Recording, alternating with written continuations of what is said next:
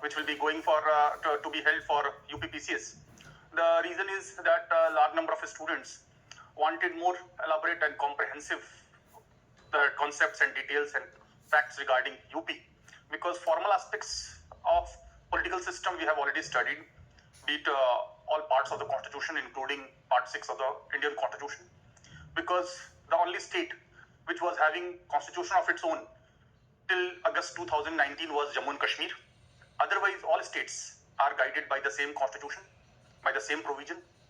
So our focus would be now the informal processes of politics, because the formal things that we have already studied, that when we discuss about UP's political system, then the basic source is, of course, Indian constitution and part 6 that we have already done. That part 6 is from article 152 to article 237. That includes executive, legislature, judiciary, that is High Court, judiciary and lower judiciary also. Article 232 to 237 I have discussed. Article 152 to article 167 is executive at the state level. 168 to 212 is legislature at the state level. Then 213 ordinance making power of the governor, and 214 to 231 high courts, and 232 to 237 are the subordinate courts. So that part we have already discussed. So the reason for holding extra classes is the apprehension among many students, because this exam is going to be taking place for the first time in this particular format, where the UP specific systems and UP specific political system is being mentioned. Otherwise, in part paper 4, there is polity in general, but part 5 is UP specific. So when we say UP's political system, and then you have to understand that UP's political system, what are the issues? That is very important, which can be potentially asked in exam. Theoretically, there are many things. But from exam perspective, ultimately, you have to appear in exam and to fetch marks. So when we say UP's political system, then the first and foremost issue for UP would be law and order. So I will be discussing in detail about law and order. Law and order, or public order, and security of state, the relationship between them. That is public order also. Public order and security of state, that is UP specific. First in general, then UP specific things. This is the priority fixed by the public statement of our Prime Minister Modi, as well as the present Chief Minister and earlier Chief Ministers as well. In 2007, you will be seeing the advertisement of Amitabh Bachchan at the time of Samajwadi Party that UP mein dam hai, kyunki aparadh yahan kam hai. So the point was that law and order has been one of the most important, or if I am not wrong, it is most important issue for the UP. As Prime Minister has repeatedly said from public platform, that the two main components for UP's development and capacity building, first is law and order, and second is connectivity, infrastructure and development. So if these two things are being provided, first sound law and order system, and second connectivity, rest UP will take care of its own. So this priority, first I will be discussing the question of law and order, public order, and that of security of state in detail, along with the initiatives taken by the UP's government, particularly in recent past, because the questions would be more pertaining to the recent past. Otherwise, I'll be covering other aspects also, like Hashimpur riots, like Muzaffarnagar riots, like identity politics in UP and so on, and all political system of UP. That means historical perspective also. So first and foremost issue for UP, and in my opinion, one definite question would be there from law and order in paper 5, which is UP specific. This priority I have not fixed. This priority is being fixed by the political process involved in UP. So when we say political system, first and foremost is that of UP's law and order. Second, the important part of political system of UP will be the CMs, political parties, all CMs of UP, right from the beginning, right after independence. So political parties, which are the dominant political parties in UP, political personalities of UP, personalities of UP, because formal things we have already done. All parts of the constitution we have already done. So no need to repeat that. We are more focusing on informal processes of politics. And that too UP specific, informal processes of politics. When I say informal process itself means interaction. And when we say political system, then political system is part of the larger social system. Social system which includes the subsystems like political subsystem, like economic subsystem, like cultural subsystem. And we have to focus on informal processes of politics where we have to go beyond constitution and form of government. Because formally, form of government in UP also is the parliamentary form of government, which is the case for all states as well as for center as well as for local bodies. I have discussed in detail what is parliamentary form of government, how it is different from presidential form of government, what is semi-presidential form of government, what are the plus and advantages and disadvantages. And constitutional provisions also I have discussed. No need to repeat that. So formal things I have discussed. Informal things, like we have to discuss here political sociology of UP. Political sociology of UP. When I say political sociology of UP, it is interdisciplinary branch. It is the interaction between political system and that of social system. So in that social system, the pressure groups, the social movements, the interest groups, the civil society will also come, and the role of caste, religion, language, these will also come to shape political system of UP. The informal processes of politics of UP will be there. So besides political system, political parties which is inside political system, which are insider, which is part of political system, we have to go for interdisciplinary branches, political sociology of UP. Then we have to discuss political economy of UP, political economy of UP. When I say political economy of UP, then it is the interaction between political system and economic system, because politics is affected by economic system and being affected by economic system. So both way, it's an open-ended and open system, interacting system. And when we say system, that means system consists of subsystems interacting with each other in a particular pattern, having a boundary which separates it from the surroundings. So be it political sociology of UP, be it political economy of UP, be it political culture of UP. Political culture of UP also is important. Culture of UP. So we will see the impact of it on UP's political system and informal processes of politics, because as I said, that formal provisions we have already done. So this will be the order, and that those topics will be discussed in almost 4 classes. And this is tentative. It's because I also don't know, means because detailing, how much detailing, because based on the feedback of our team, we are providing the things as I said that in earlier classes I discussed the Lok Ayukt of UP and the other system for political parties, but now in detail based on that feedback. So this will be our order, and as I said, in the language of Prime Minister, first is of course law and order and political economy. This is political sociology of UP. This is political economy.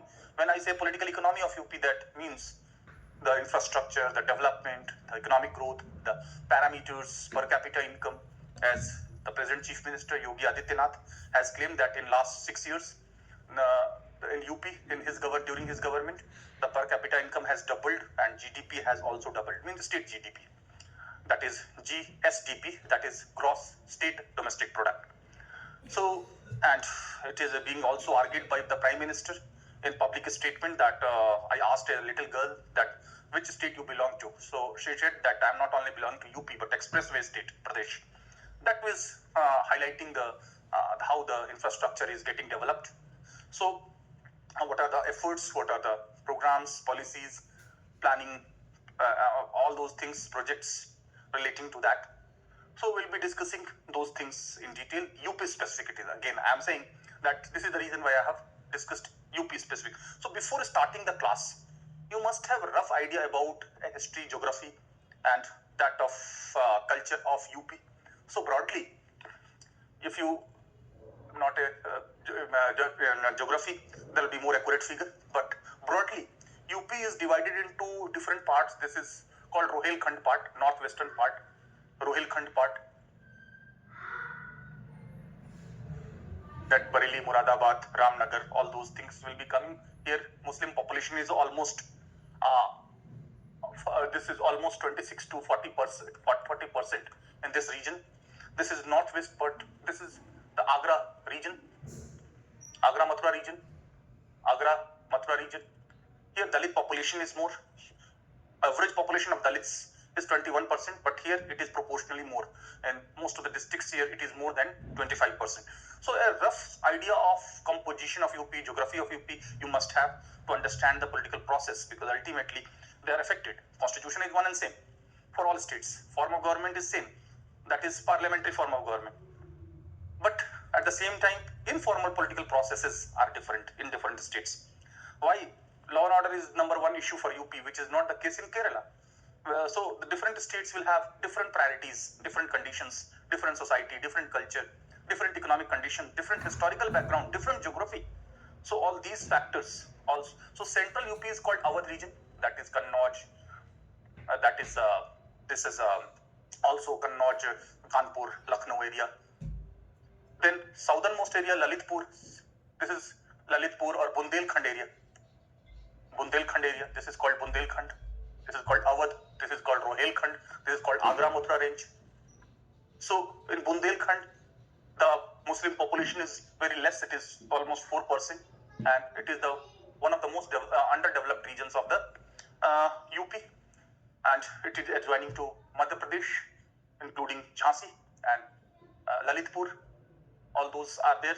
And eastern part is Purvanchal, or eastern part of UP. Bhojpuri speaking belt, that is northern part is Gorakhpur, then Varanasi, then Azamgarh, and all those Balia, Devariya, all those is Bhojpuri speaking belt, including that of Prayagraj and Varanasi. So Varanasi is closer to Bihar, west eastern part of UP. So this is eastern part, Purvanchal. A rough idea of UP's geography must be there. You might have studied in detail in geography, but my perspective here is not to explain the nitties and gritties of geography, but to explain the political process of UP, that how the composition, the demography, the geography. This region was the main beneficiary of the Green Revolution. Although later the benefits of Green Revolution percolated slowly to other regions, but Purvanchal and Bundelkhand are relatively backward, while our region, central UP, is relatively more developed than Bundelkhand and eastern part, but this region has more developed. More developed, when I say it has economic growth, many times it is being said that western UP has grown a lot but has not developed. Means per capita income wise, GDP wise, the income wise, the plants, the SMEs or small micro and small industries, SMEs, small micro and medium enterprises. So on those things, and more availability of water, and lack of flood, here floods are more. Here water is also available, but here floods are more. So this region, upper part of Rohelkhand is Tarai region, which is next to Bhabar. So that is more swampy and marshy land. So you have to know the rough about geography and demographic composition also, that what is the religious wise population. It is said that for UP 20, and 40. Roughly Muslim population is 20%, roughly, although exactly it is 19%. Roughly Dalit population is 20%, although exactly it is 21%. Roughly forward caste population is 20%, although roughly it is 21 to 22%. And roughly OBC population is 40%. So that OBC population. So that composition you must have a knowledge of, that you must have the knowledge about the composition. Otherwise, if you will see that exact population of UP in Muslims is 19%, but roughly it is said 20, and 40, because 0.6% ST population is also there in UP. In UP's assembly, 403 seats, 85 seats are reserved for SCs, while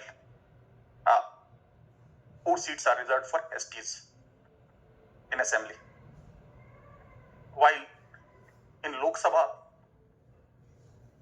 out of 80 seats, 17 seats are SC seats out of 80 seats, while there is no ST seats. So based on the population, based on reservation of seats, you can have rough idea about the composition. Based on that, how in Western UP you will see more communal riots were witnessed and clumsy communal riots were being seen. So the nature of Western UP is different from that of our. There was effect of tribalism in Western UP, more egalitarianism. So that idea you must be having that among Dalits, the largest caste is Jatavs, which are very much dominant in western part of UP.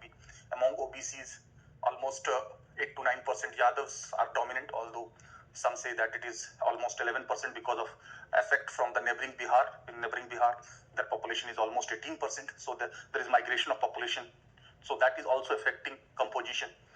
So you must be having rough knowledge that forward caste here is 20%. Among them, the largest one is Brahmins, almost 8% to 9%. So that although last caste census took place in 1931, this is a rough idea. This is not exact one, because when I say 20, 20, 20 and 40, then this is roughly.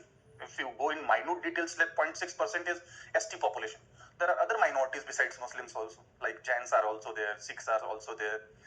Partly Buddhists are also there, and their number is increasing due to conversion in UP, because Dr. Bhimrao Ambedkar converted to Buddhism in last leg of his life. He's told that I have been born as untouchable, but I will not die as untouchable.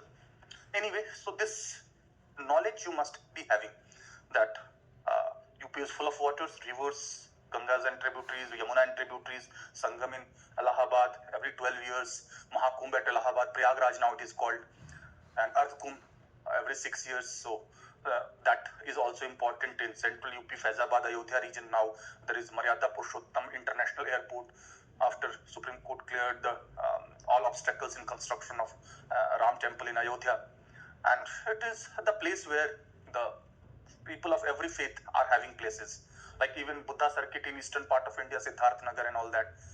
The One District One program in that Siddharth Nagar was in international news, that Kala Namak Chawal, Kala Namak rice, that is later it was renamed as Buddha's rice, Buddha rice. So that is also significant. Mahavir Jain also worked here a lot. Shravasti is there. In Shravasti, International Airport is there. So that is also significant. Besides Ayodhya International Airport. So infrastructure is gathering momentum in UP, and there is huge scope of religious tourism which has not been tapped yet. But first thing first, before starting it, you must have rough idea about UP, that either Bundelkhandi language is being spoken here, Bhojpuri is mainly spoken here, Vraj language is being used. This region is called Vraj region. This Awadh region was there. It was in more it was focused in 1857 revolt. Everything that you must be knowing about it.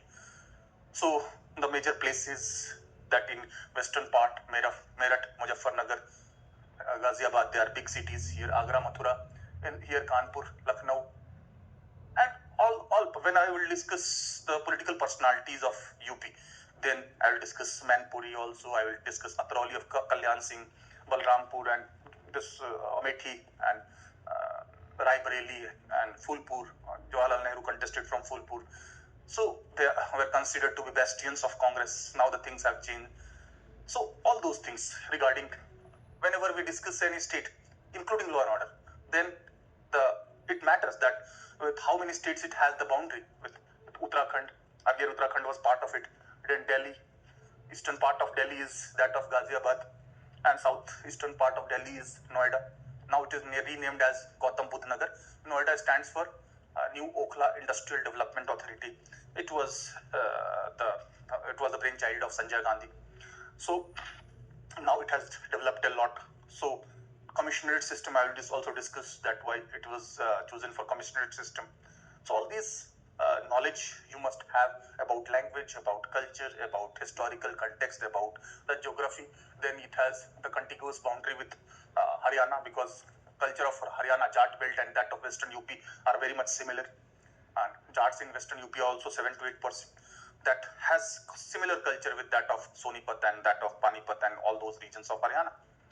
So there is cultural similarity between this part of UP with Haryana, and there is cultural similarity of Purvanchal with that of Bihar.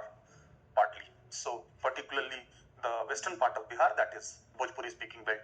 Then there is cultural similarity. Adjoining is also Rajasthan, so partly affected by Rajasthan's culture. Then here the Madhya Pradesh is there, Jhansi, Bundelkhand region is having more impact of that. So all those things you must be knowing that here Bihar, Jharkhand is there also, and international boundary, Nepal. So all these have impact.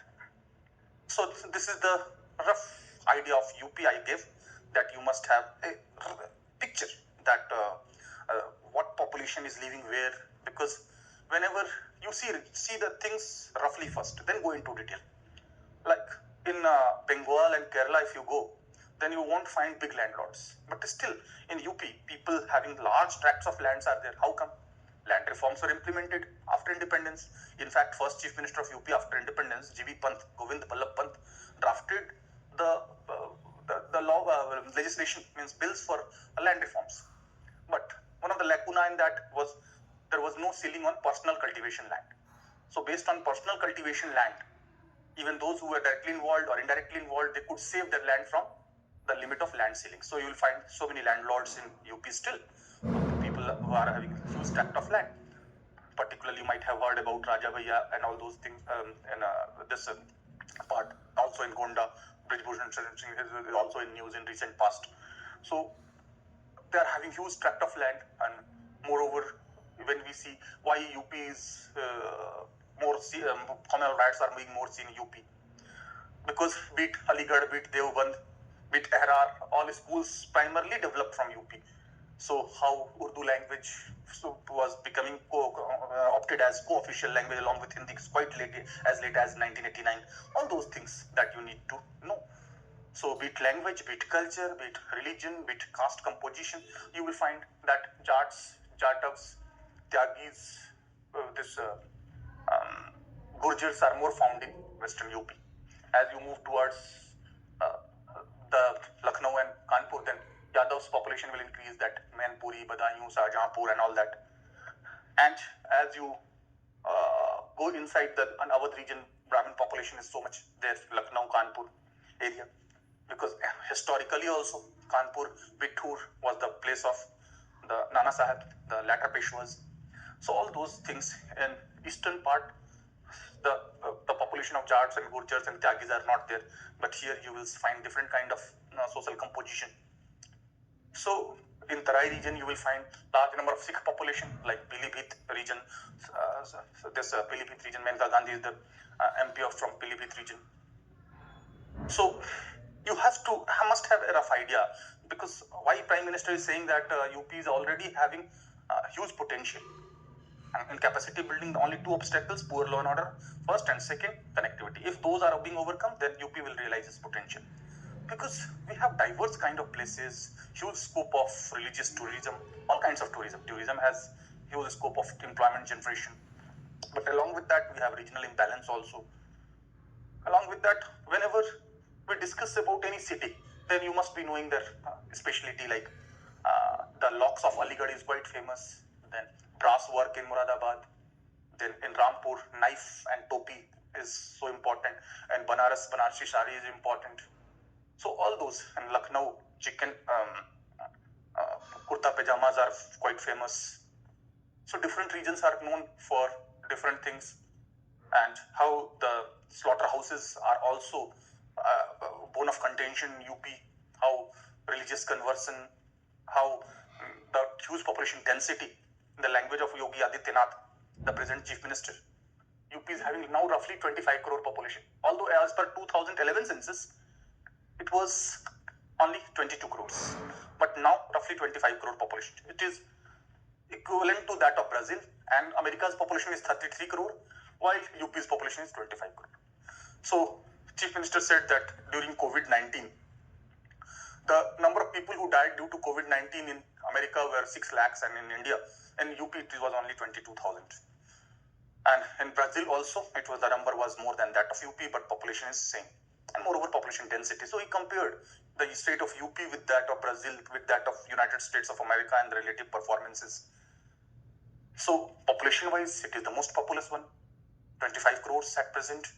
Lok Sabha seat 80 seats, Rajya Sabha seats 31 seats, Vidhan Sabha 403, Vidhan Parishad 100. That I have already discussed, no need to repeat.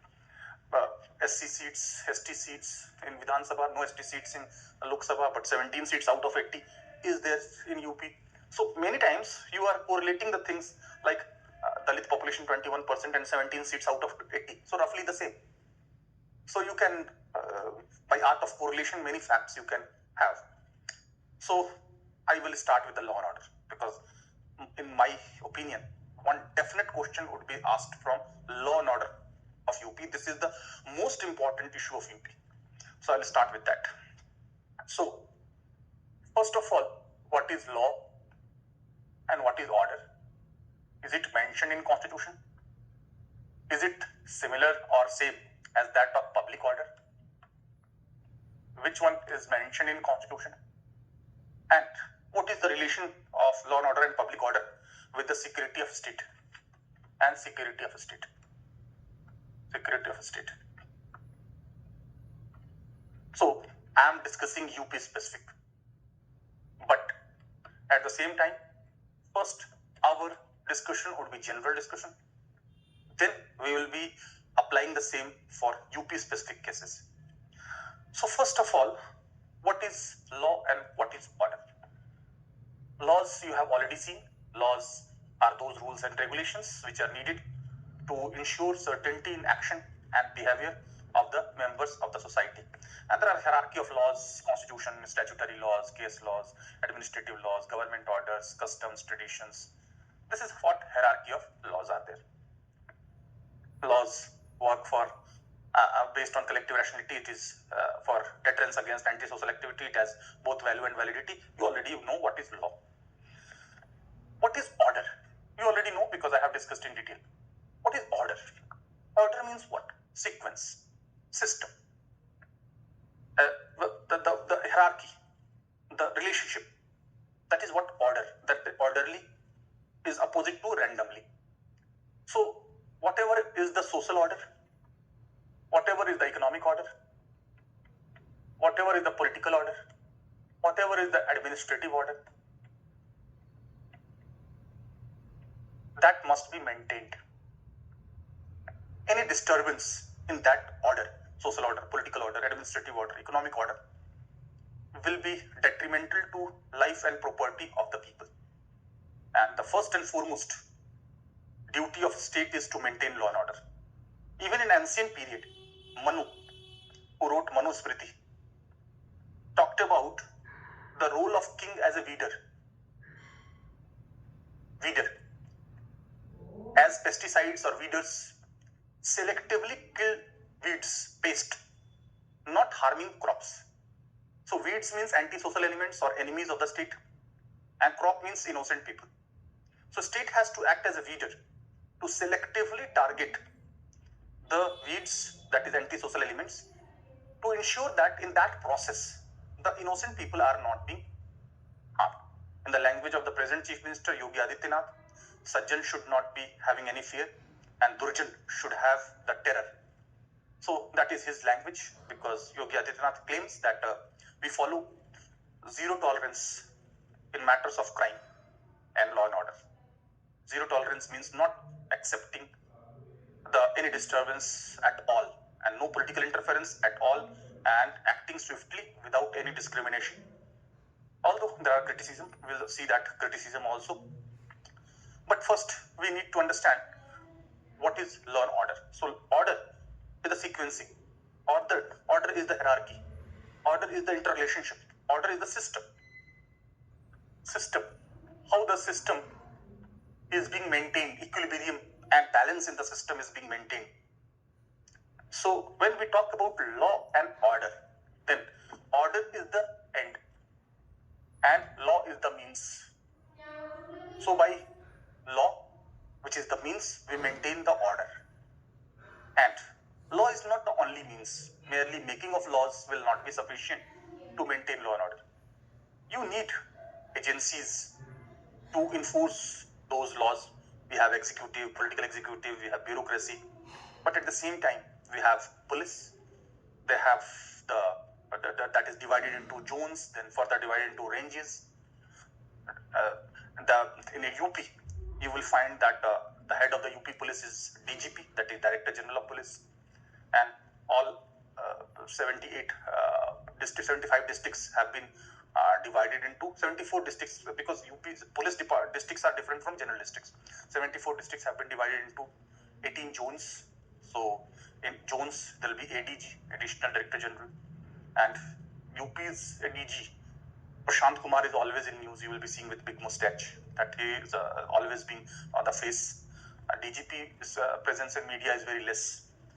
So after commissionerate system, the decision has been taken in UP that the commissioners, 7 commissioners will report ADG, not DG. So that is also a new development in UP. So that is divided into 8 zones, and then 8 zones are further divided into 80 ranges. In ranges there are DIG, that is Deputy Inspector General of Police. Then ranges are further divided into districts, that where the district superintendent of police. But in sensitive district, you will find SSP, Senior Superintendent of Police, like in Ayodhya. Then besides district, there are circles and there are police stations. In police stations, SHOs are there. So the responsibility to maintain law and order primarily lies with the police. When I say police, what is the meaning of police? So police is being seen in a different way. One of the acronym of police is polite, P for polite, then O for obedient, then L for loyal, then I for intelligent,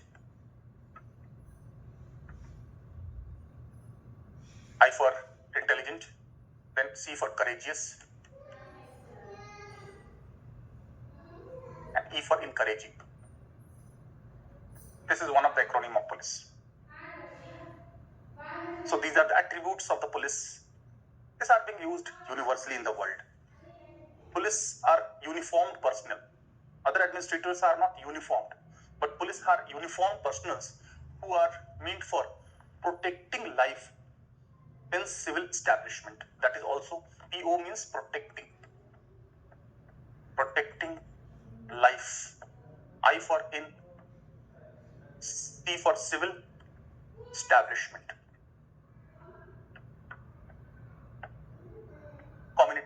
Community is silent, means protecting life in civil establishment. In civil establishment, because in military establishment the things are different, and that is assigned to Army, Navy, Air Force. But this is in civil establishment. We'll discuss CAPF also, Central Armed Police Force. Earlier, before 2012, it was known as paramilitary forces. So this is another acronym of police. Then police, another acronym is Public Officer for Legal Investigation and Criminal Emergencies. So this is public, P for public, O for officer, L for legal or legal investigation. There are now private investigating agencies also. You might be knowing about Karamchand. So, but this is legal investigating agency, because police is part of the state authority, that is legal power backed by law. So public officer for legal investigation and civil and criminal emergencies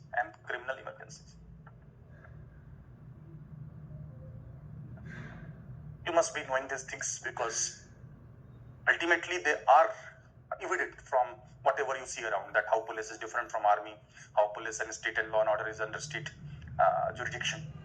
I'll discuss that also. So this is what police is. So maintaining law and order is the primary function of police. And many times it is being asked that is law and order and public order same?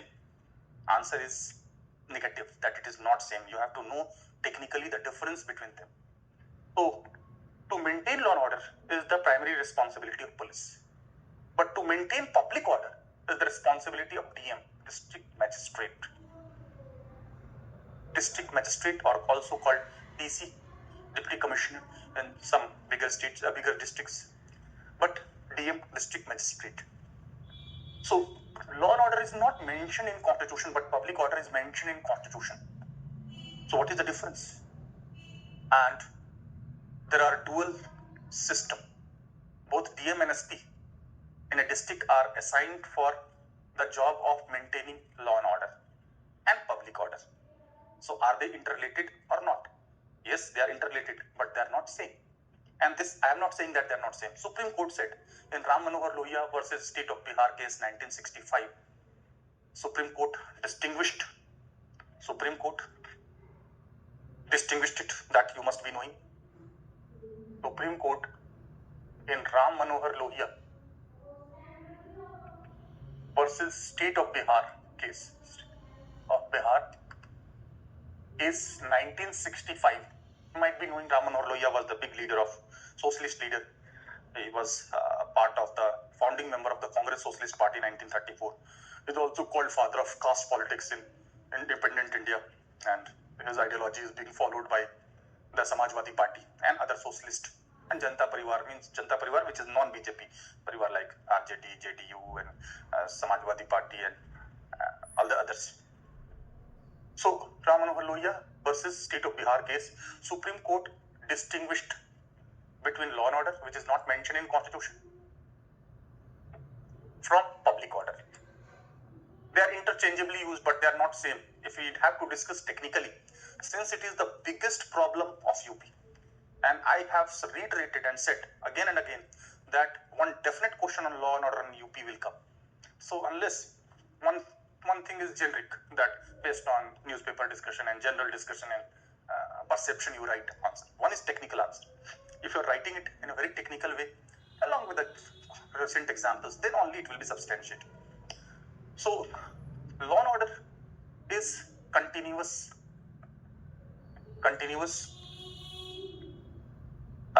process, while public order is temporal. That is time specific and place specific. Time specific and place specific. Aggravated form of law and order is public order. That is, public order is aggravated form of law and order. Law and order involves few individuals. But public order involves people at large, public at large. So every law and order problem is not a threat to public order. Suppose if 2, 3 or few individuals are fighting among each other. If they're fighting within the home and the things are they are not hurting it too much, then it is a domestic issue. They can resolve the problem domestically. If their fight comes on the street, but still it is not affecting other people at large, then it is still a law and order problem. But if they're fighting in such a way that public peace is disturbed, then others' life is also threatened, then it will be becoming public order issue. Here, the responsibility is with the DM. DM will visit that site at that point of time. So law and order is a continuous process, and it is the responsibility of police. So one can say that here it is temporal, time specific, place specific, and you will find there is dual responsibility system. SP, Superintendent of Police in a district, is entrusted with the task of law and order through regular patrolling, through maintaining of peace and enforcing laws. So every issue of public order is issue of law and order, but every minor law and order issue is not a public order. Moreover, public order is mentioned in Constitution. While law and order is not mentioned in Constitution. Order not mentioned in Constitution.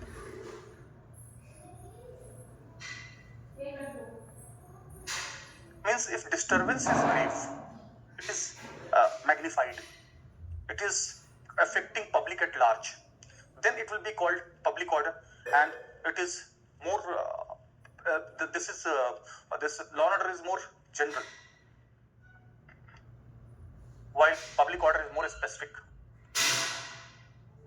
It affects public at large. So In other words, we can say that public order is a aggravated form. Public order is mentioned in Article 19, as you know. Liberties, civil liberties in 19, they are conditional. That freedom of speech, expression, assembly, association, occupation, profession, residence, and movement, that I have already discussed. These civil liberties in Article 19 are conditional.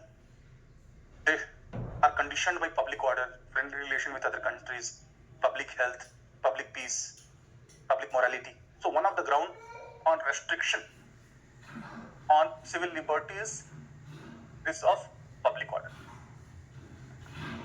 Similarly, Article 25 is a fundamental right to practice, profess, and propagate religion as per one's conscience. This is 25, Article 25 in individual capacity. But that right is also conditional, not absolute. That must be subject to public order. So public order is being mentioned in Constitution, and it is the primary responsibility of DM to maintain public order.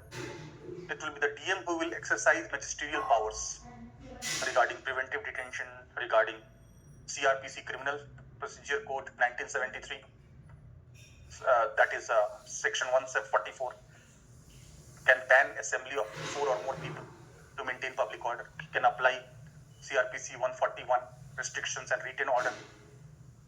So such reasonable restrictions, what is reasonable and what is to be done in preventive detention, issuing of warrant, these magisterial powers are exercised by DM. Regulatory power, licensing power, controlling power, preventive detention, these are the function of DM.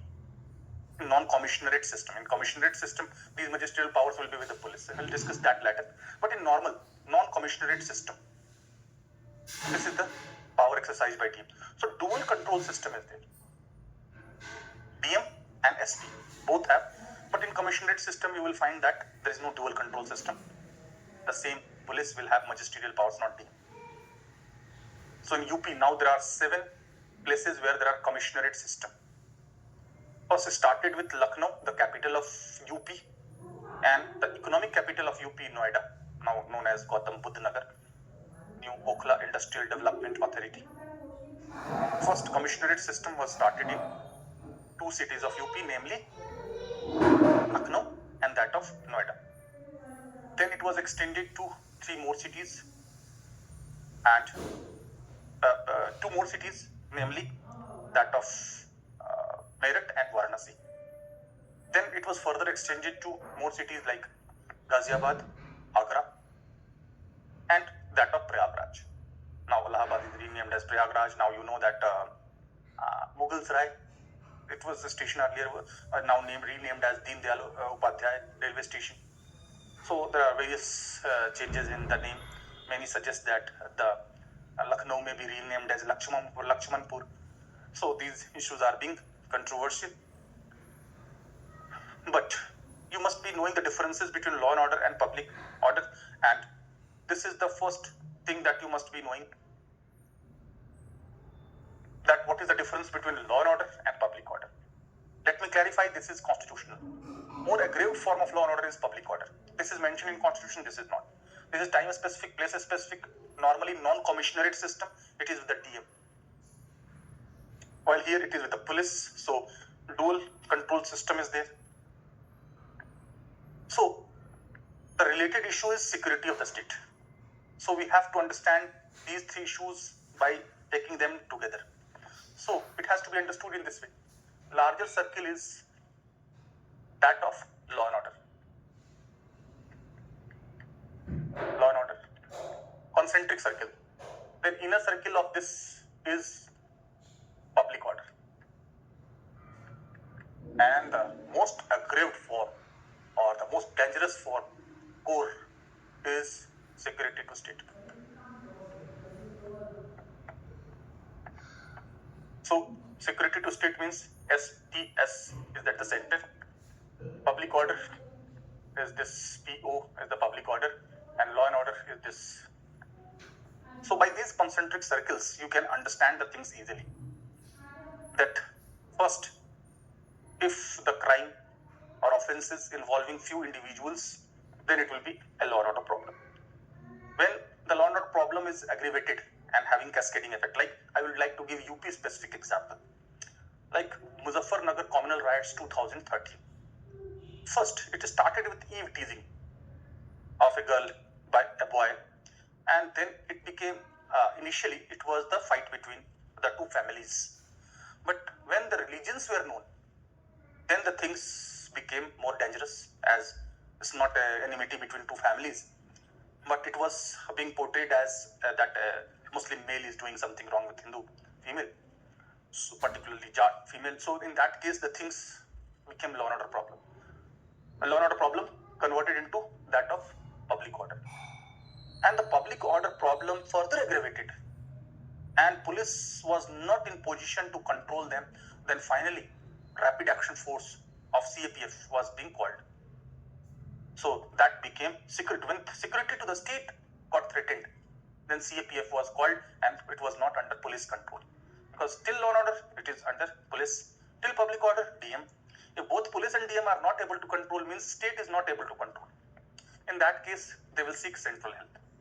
So is there any constitutional basis for seeking such constitutional help? Yes. Nothing can be talked informally. Everything has certain law, constitution, provision, protocols, provisions are being there. So yes, Article 355, if you can recall, it is the duty of union to protect the states. Duty of union to protect the states from external security threat situation or internal disturbance. So duty of union to protect the states in relation to that external security threat. Whenever a state faces external security threat or internal disturbance, when internal disturbance of the state is not controlled by the state machinery, be it by police or be it by DM, general administration, then only it will be threatening security to the state. This is the gravest form of the aggravation. And if the security of the state is threatened, that means government in the state would not be carried out in accordance with the provisions of the constitution. In that grave case, center will have to perform its duty, and states can seek the help, and center is duty bound to provide. So in Muzaffarnagar riots, I explained that how the things started with the ordinary law and order problem, then it became a matter of public order, then it became a threat to security to the state. And then rapid action force. Rapid action force is meant to deal with the communal riots. They are specially trained for that. You know that there are central agencies which are meant for certain purposes. CAPF, Central Armed Police Force, before 2012 they were called paramilitary forces. And every wing of CAPF is having certain background. Like in Neemach, 1839, CRPF, Central Reserve Police Force, was being formed. Then to deal with the Naxals, Cobra branch, commandos for resolute action was there. Whenever there was threat to Assam hills, Assam plains, tea plants, then 1835 Assam Rifles, Sentinels of Northeast was formed. When Indo-China War, ITBP, Indo-Tibetan Border Police Force, was formed in 1962. For safeguarding international boundary with Nepal and Bhutan, we have SSB, Sahastra Seema Bal. With Pakistan and Bangladesh, we have BSF, Border Security Force. And whenever there was a threat to industrial peace in 1969, CISF, Central Industrial Security Force, was formed. Then Rapid Action Force to deal with the communal riots. Railway Protection Force, which has also the power to arrest, is to deal with the securities within the railway premises, railways, central subject. Similarly, whenever there was a terrorist attack in Amritsar Golden Temple, and there was terrorism, rise of terrorism in 80s, then in 1984, the NSG was formed. When Indira Gandhi was killed in 1985, then SPG, Special Protection Guard, SPG was formed, which is under the administrative control of Cabinet Secretary, providing security to not only present Prime Minister and his family members, close family members, but ex-Prime Minister and their close family members also. So everything is having context. When 26/11 terrorist attack took place, then NIA, National Investigating Agency, was formed, investigation agency. Earlier police was investigating the same terror cases. Terror cases are not ordinary law and order problem. They're grave threat. So this is the reason why to bifurcate ordinary law and order problem with terror cases, NIA was formed in 2008. In 2008, NATGRID, National Intelligence Grid, was also formed to have collective accumulation of all intelligence, information and coordination. So everything is having context. Nothing is formed, be it law, be it institutions, be it central armed force, be it police, be it civil defense. In COVID-19 2019, you will see in Delhi the role of civil defense who are not armed. So their role was also commendable. Anyway, so if we are discussing UP specific, so you must be knowing all those things. What are the laws? What are the agencies? What are the means? Other means? What are the central level? What are the state level? And then correlating with the examples like Muzaffarpur communal rights in UP 2013, Hashimpur case UP to 1987. Then PSC, that is provincial or Pradeshik Armed Constabulary.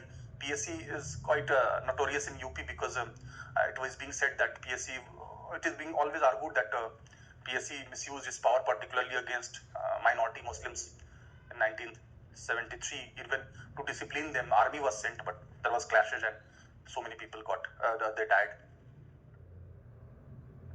So all these issues you must be knowing, that what is law and order, what is law, what is order, what is public order, how it is different, what is their position, what are the responsibilities, and how they are interrelated, and how security of the state is the gravest situation, and what is the constitutional mechanism to deal with that.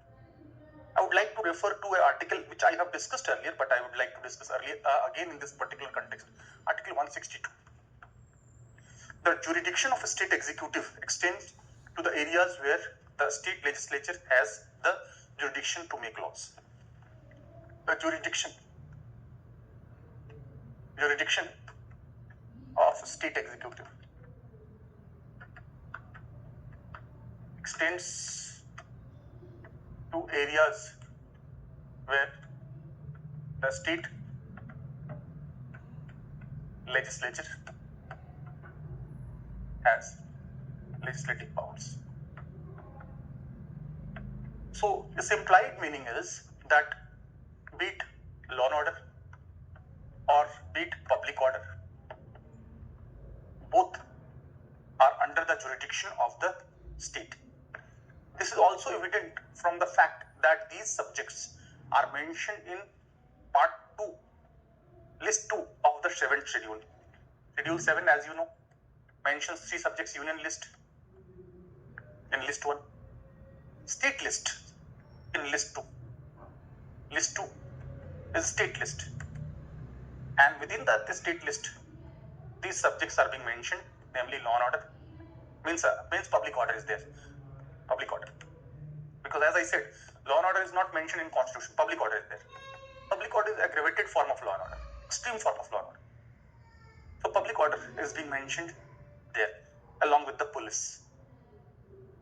So that implies, is not directly mentioned, but police is mentioned in state list. That implies law and order, because I have mentioned that law and order, the prime responsibility of maintaining law and order, which is a continuous process, is with the police.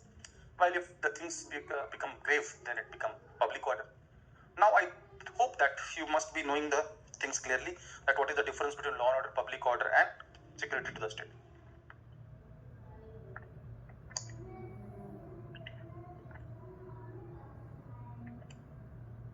So what is there in laws and constitution? That must be clear. What are the hierarchy of laws? I have already discussed. But when we discuss law and order in context of UP, then we have to discuss all those statutory laws. Constitutional laws we have already discussed, which is dealing with the law and order and public order. So those things are important, because in UP you will see more application of Gangster Act, more application of that of UAPA during protest against NRC, NCA, and more application of, you will see, NSA, National Security Act in UP. So why it is so? Although there are so many other laws to maintain the law and order, so we need to understand that what are those issues, what are those laws which are meant to maintain the law and order. That part you must be knowing. So first we will see in general and then we will see in UP specific. So in order to maintain law and order, just after independence, the first law which was made was Preventive Detention Act 1950 that continued till 1969. So I am discussing laws to maintain law and order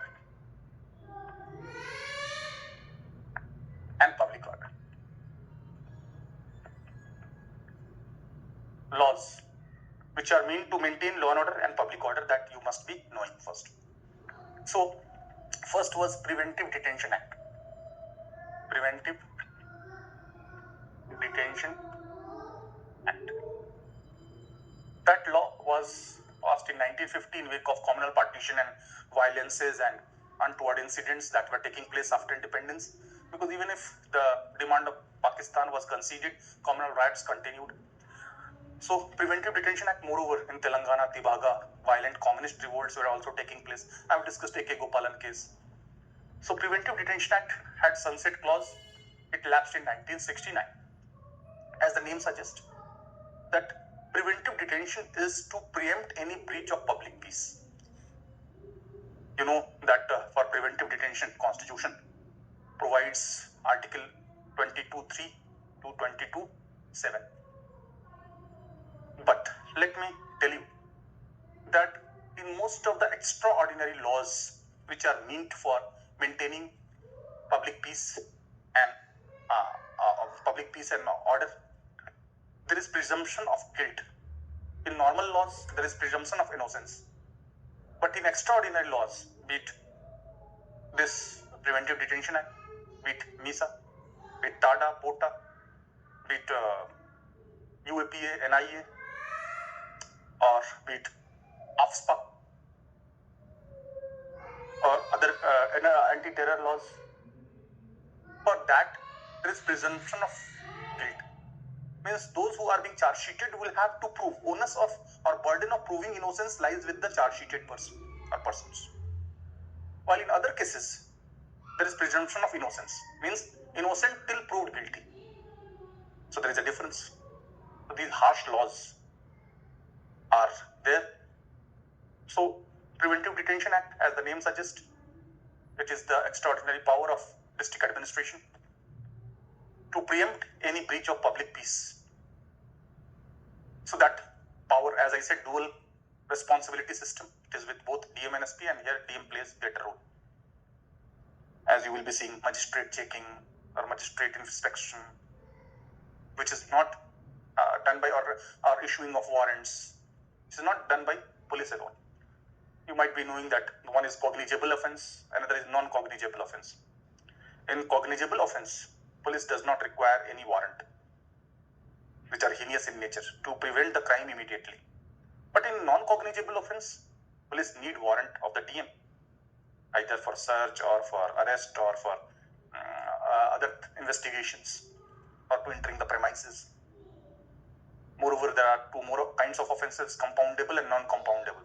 Compoundable offenses where compromise is possible. If both parties agree, then it can be, the compromise is done and then case is being finished. But in heinous criminal cases where the state itself is party to the case, because maintaining law and order is the duty of a state. And if there is any breach of that law and order due to heinous crime, where state is party to it, the two parties cannot, by compromise, can end it. So in non-compoundable offenses, the cases can be squashed by higher court. Means if the case is going on in session court itself cannot quash it. You will have to approach high court to quash such cases, if the both parties agree to resolve the cases. So these technical things you must be knowing.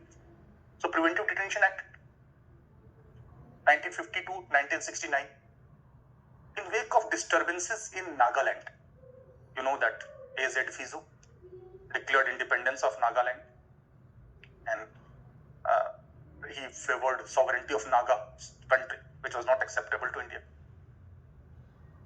And after 1955, there was armed revolt by Nagas, some Nagas led by AZ Fizo. So ultimately, Government of India came out with the new act called AFSPA. That is Armed Forces Special Powers Act. Armed Forces Special Powers Act. This can be applied by both center and state. Earlier, it was only, this power was given only to states to declare an area as disturbed area. Since 1972, center can declare also disturbed area. So, ASPA, disturbed area. This is regarding disturbed area. In normal laws, right to bail automatically rises after 90 days. But in AFSPA, there can be detention for 6 months and there is no question of right to bail after 90 days. Moreover, in ASPA, no warrant is required for search, arrest. Even the more misuse of powers were reported. This is the reason why Second ARC, Second Administrative Reforms Commission, recommended for repealing AFSPA, as Armed Forces Special Powers Act has caused alienation among the people, particularly in Northeast. So, disturbed area, both states can declare it, and center since 1972 can declare a disturbed area. This is again an emergency law. Then MISA, Maintenance of Internal Security Act 1971.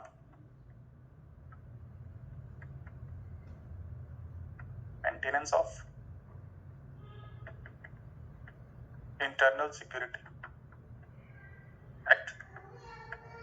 You know that many students ask that if law and order and public order is in state subject, then why we have Union Home Ministry, why we have CAPF, why we have the other agencies like NIA, like CBI, like IB, like RAW, like many other agencies are there, like ED, like DRI, Directorate of Revenue Intelligence. There's so many agencies, NTRO, NetGrade, NCRB, National Crime Report Bureau, that is Nodal Agency of Home Ministry.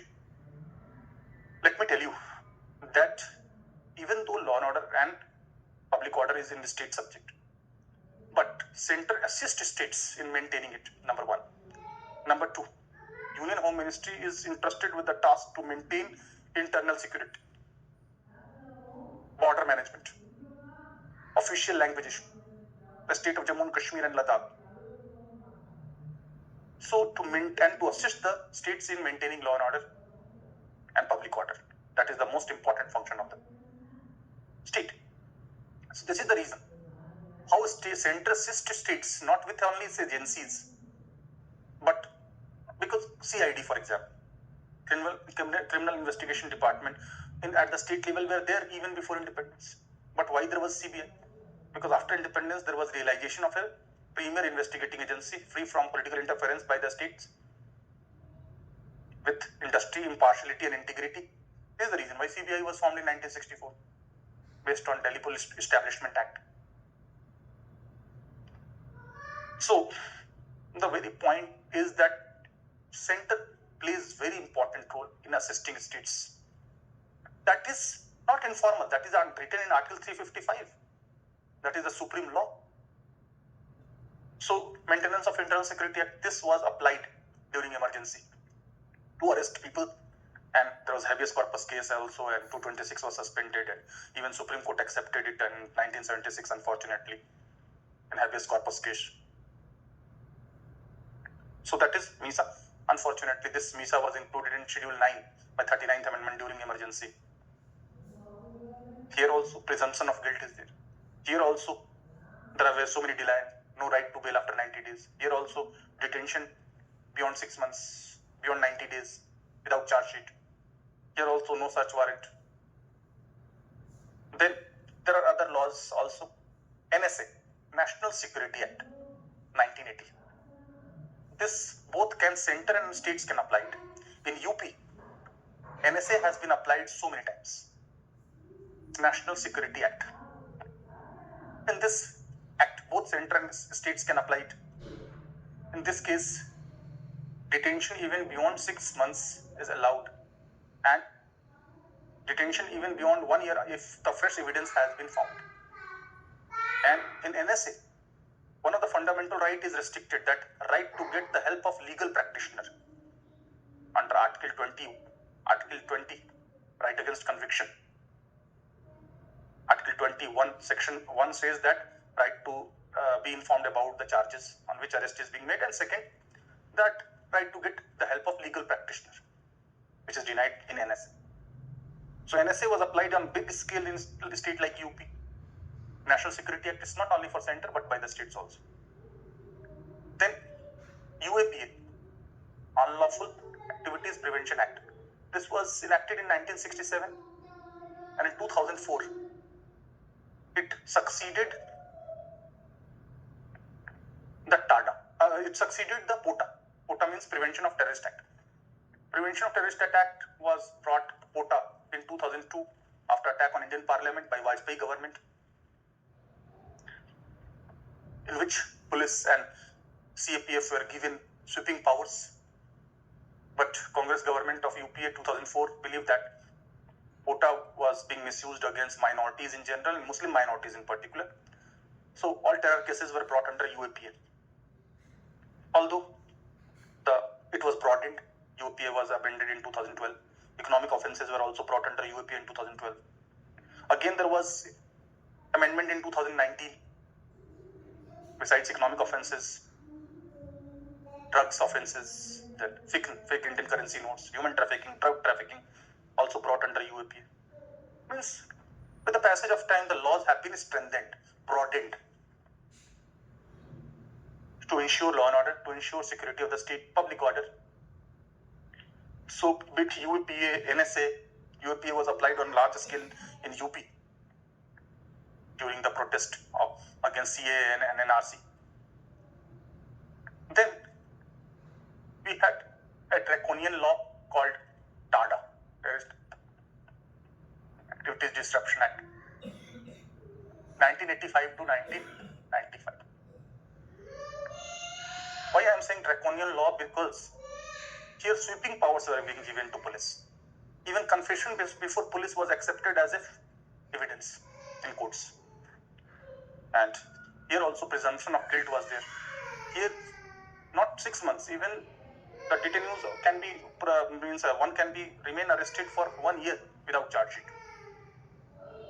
So, due to this law, it was withdrawn finally in 1995. You know that film actor Sanjay Dutt was also charged under TADA, but finally he was acquitted. So, TADA, POTA, Prevention of Terrorist Act, after Indian Parliament was being attacked. NIA, National Investigation Agency, Act 2008. For terror-related act, now police was deburdened and NIA will be investigating the terror module. And NIA Act was amended in 2019. This provided that many amendments were being provided to in NIA. First, that even an individual, NIA Amendment 2019, UAPA also, that not only organization, even individual can be declared as a terrorist. Even individual can be declared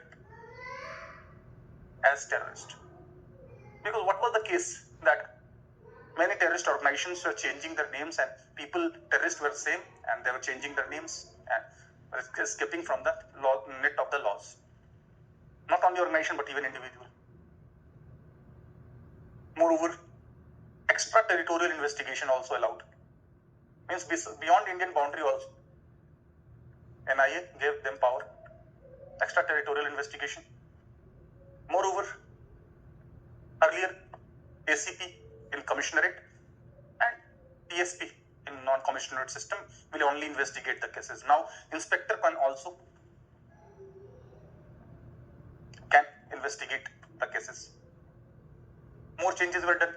Any court can be declared as NIA court for faster disposal of the cases. Even session court can be declared as NIA court for faster disposal of the cases. So many changes were being brought. And most importantly, Directorate of NIA can confiscate, attach and confiscate the properties who would involve in such terror acts. This has been applied in UP a lot. So this was always bone of contention, bulldozer justice. That whether it is right or wrong, zero tolerance, goli against goli, extrajudicial killings, overturning of vehicles, like Vikas Dubey case.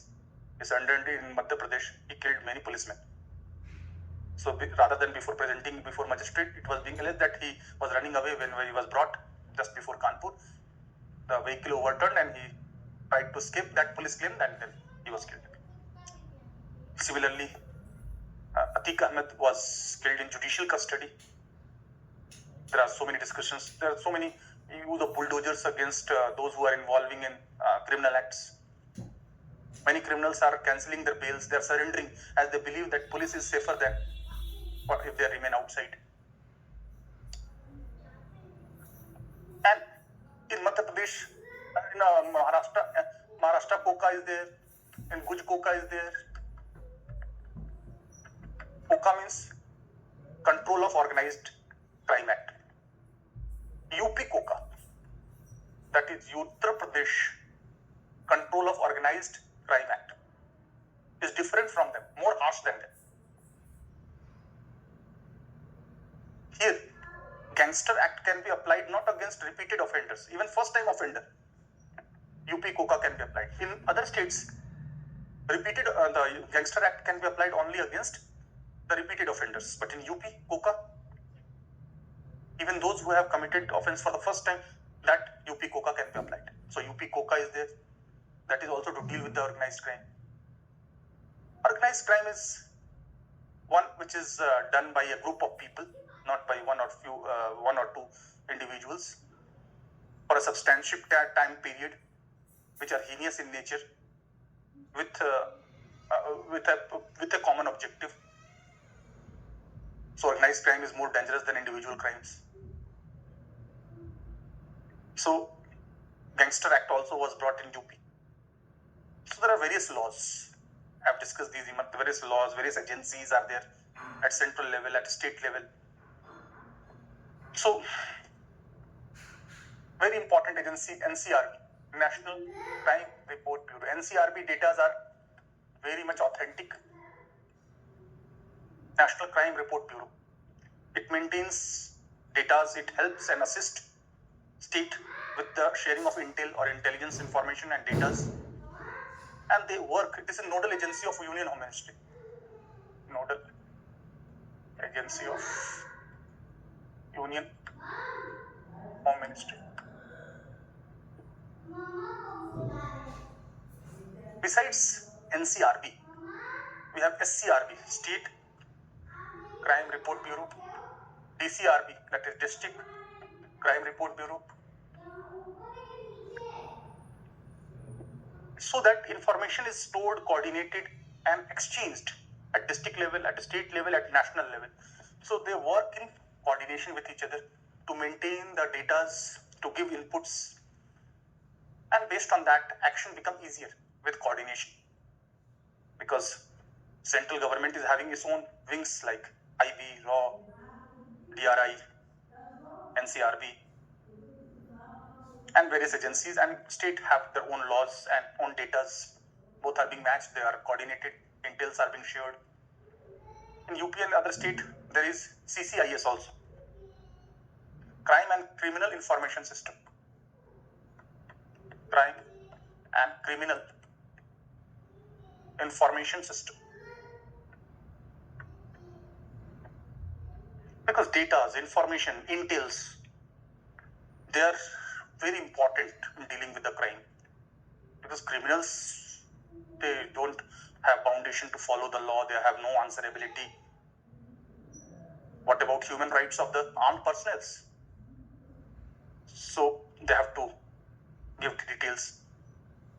because whenever there is extrajudicial killing or encounters, there is always question raised on this model. I will discuss the models also. What are the models to maintain law and order? That you must be knowing. What are the models to maintain the law and order?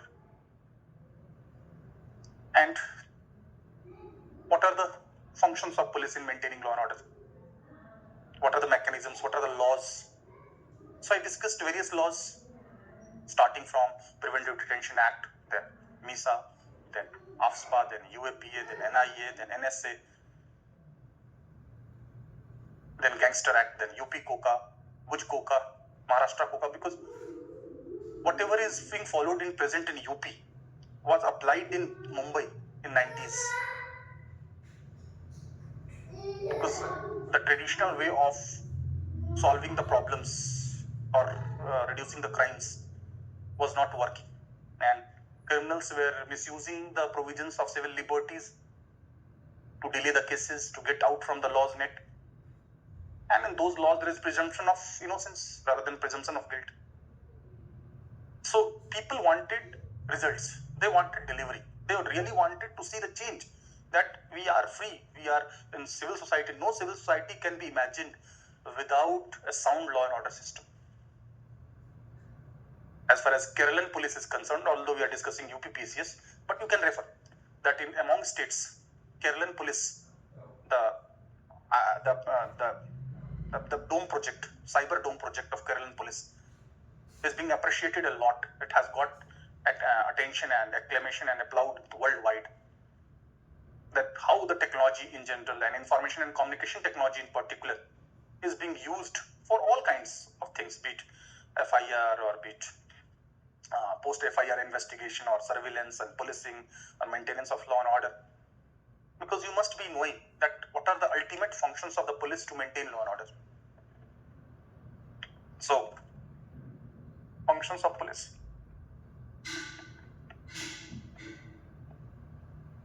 I have discussed the full form of police, that public official for legal investigation and criminal emergencies.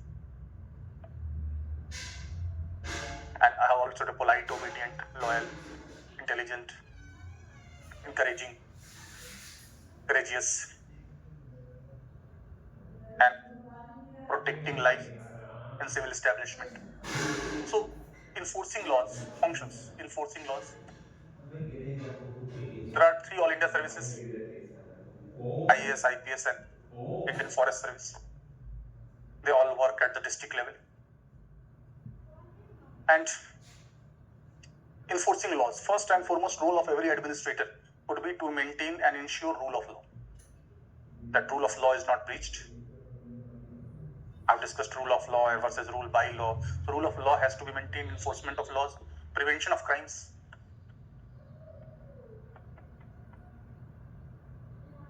Many potential crimes are being prevented by just alertness, by just surveillance, by just patrolling, by just preventive measures, like during election. As a preventive measure, all license holders are being asked to surrender their arms so that there is no misuse or use of those weapons during election, to avoid violence, electoral violence. That is preventive measure. So, providing services like in UP, Akhilesh Yadav government started the service 100 like Delhi. But now it has been changed by Yogi government as 112. That is integrated service. Integrated service, not only for police, but for fire, for women, helpline, all integrated. Or in relation to law and order, or in relation to other emergencies like railways. Let me tell you about the UP police. UP police is the largest police of the world. I'm saying world, not only in India. First of all, it is largest in India because it has the highest population, 25 crores out of 135 crores. So, constituting almost 17% of the India's population. So, naturally, UP police would be the largest one, no doubt. But it is the oldest in Indian Republic. Indian Republic means after India got independence, it is the oldest. However, one of the problem in UP police was lack of representation of women. Even J.S. Mill, a political thinker, says that men's behavior are more sober and more gentle in presence of women. If the only males are males, if the only males are there, their behavior is more, maybe more rude or maybe more less gentle. So that is the argument of J.S. Mill, which has been applied in across the world. So, present Chief Minister Mr. Yogi claimed that the recruitment of women in 2017 to 2023 is 3 times more than 1947 to 2016. That is his claim, and 22,000 women personnel have been appointed. Women personnel have been appointed in police. More than 1.5 lakh personnels in police were appointed by Yogi government, and to be very precise, 1.5 lakh, 59 lakh, because when we are discussing UP specific, then if you give the right figure, if possible, every figure in fact is not possible to remember, then write more than 1.5 lakh, or to be precise, 1.59 lakh new recruitments were done in 2017 in police force, because in UP there was huge deficit of personnel in police. Almost 50% deficit was there. So with the 1.5 lakh new recruitment, that deficit has been partly narrowed, not has been bridged totally, but narrowed. And more importantly, Yogi claimed that, Chief Minister Yogi claimed that the recruitment of women in this time period is 3 times more than after independence to 2016. And exact number is 22,000 women. The exclusive women battalion are there in UP police now. Because UP is having highest report of human rights violation cases. 40% of India's cases are from UP. Can you imagine? Although present government of Yogi claimed that, ADG claimed that UP is number 1 in conviction on cases against atrocities and crime against women. Also, it was claimed that the crime rate has come down. Absolute crime, because for so long structural reasons are there for crimes in UP. So in Rozgar Mela, Prime Minister also participated, and he said that the Danda power, or the power of this power is to be used. What exact language he used? Seva and Shakti. He used the word Dil and Danda. So Dil, that is heart, to be given preference over Danda, and Seva, that is service, to be given preference over Shakti. Shakti means power. And Yogi also advised policemen, or police personnel, not policemen only, police personnel now, because large number of women are also there, to take care of the people with sensitivity. Sensitivity is very important. In language of Yogi, Sajjan should be fearless and Durjan should have terror. So these facts and figures are quite important. These references are quite important for UPPCS paper 5, because it is UP specific. So we have to know these things, that what in UP, what are the functions of police, enforcement of laws, prevention of crime, providing services, instilling sense of security among common people, fear among criminals. Other works of police, like investigation, although the police commission formed by Janata Party government 1977, by Morarji Desai government 1977, Dhamveer commission favored separation of policing from investigation. That was further favored by Padmana Bhaiya committee on police reforms in 2000, Soli Sarabji committee 2006. Prakash Singh case, Supreme Court gave various guidelines for police reforms. Police reforms in India are based on actual inputs coming based on the informal processes. Formally, constitutional laws are same. So police reforms also. So investigation, charge sheeting, inspection, patrolling, prevention of crimes, providing services. They are the functions of police. You must be knowing these functions of police: protecting civil liberties, all those, saving life and property of the people, preventing untoward incident, maintaining law and order. They are first and foremost functions of police that you must be knowing. What are the functions of police? This is generic term, but the very UP specific thing is that why there are law and order problem is so acute in UP.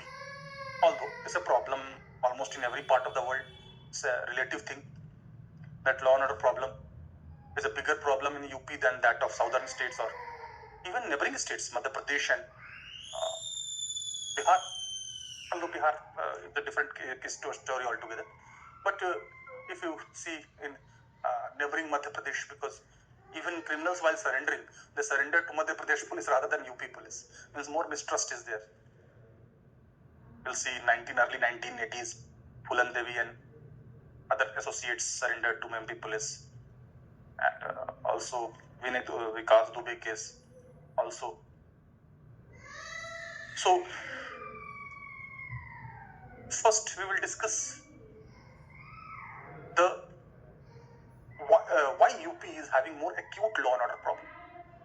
Then we will go to other models, that what are the models to deal with the law and order, what is UP's model for law and order, whether present government of Yogi is following the Dutch model, which is being mostly followed in developed societies or in developed countries, or whether he is following broken window model, which is being followed in Mumbai in 1990s and now followed in UP and popularly called UP model or bulldozer justice or mitti mein mila denge. Those who will be mitti mein mila denge means those who will be involving in crime, they will have to face the consequences. There will be zero tolerance. So those models you must be knowing. And what are the reasons for acute law and order problem in UP that you must be knowing?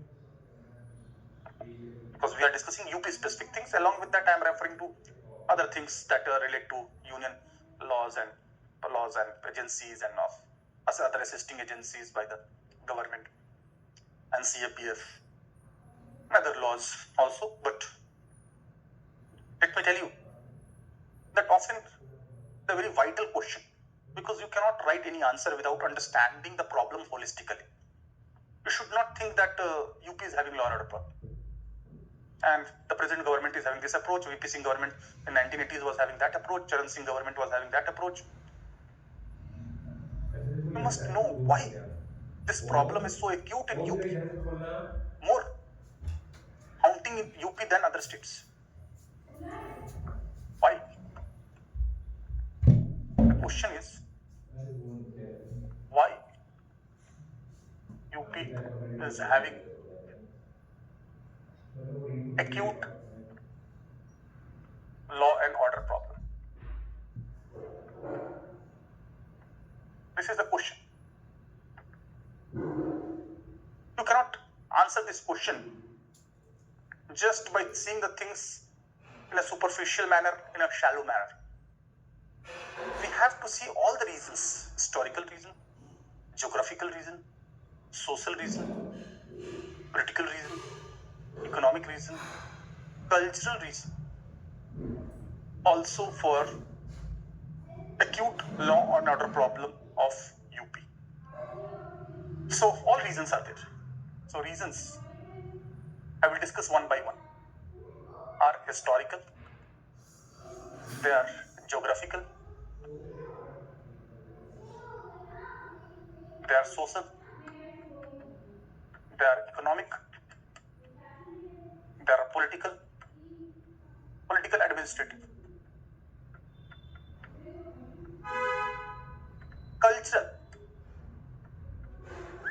cultural reason also there for acute law and order problem in UP, or identity politics, or the role of religion and caste and other parochial things in UP's politics.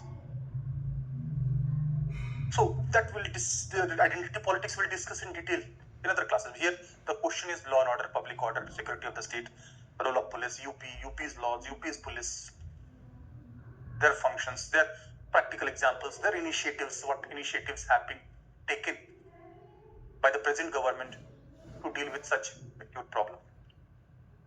But let me clarify that there are certain historical reasons for. First, I will discuss historical reasons. I will discuss one by one.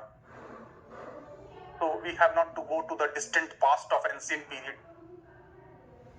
More near past is more relevant.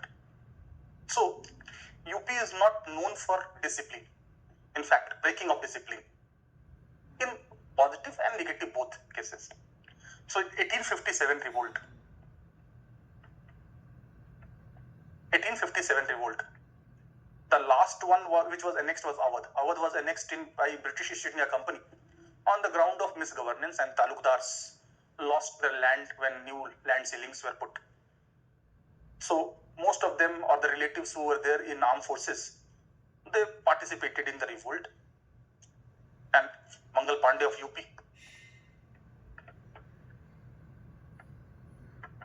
already had revolted, but not only Mangal Pandey.